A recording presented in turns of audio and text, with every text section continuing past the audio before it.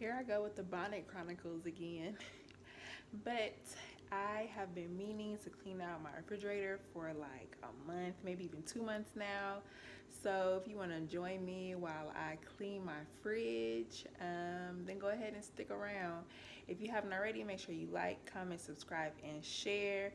And then follow the links to my other social media so we can connect there too. I'm only going to do the fridge today. Maybe I'll do the freezer another day. But being a mama and a wife, I don't have time. I barely had time to clean this refrigerator.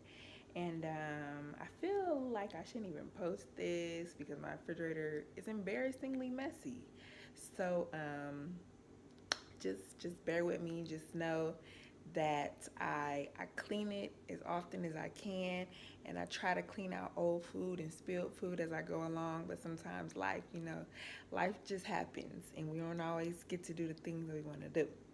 So anyway, I'm going to go ahead and clean out this fridge, and I hope you join me. I hope you stick around, and if you enjoy this, then you should check out my Wash the Dishes With Me video, and if you enjoy those, then I have several other videos that I know you're going to love. Some cloth diapering videos, some breastfeeding videos, some all-around mom support videos.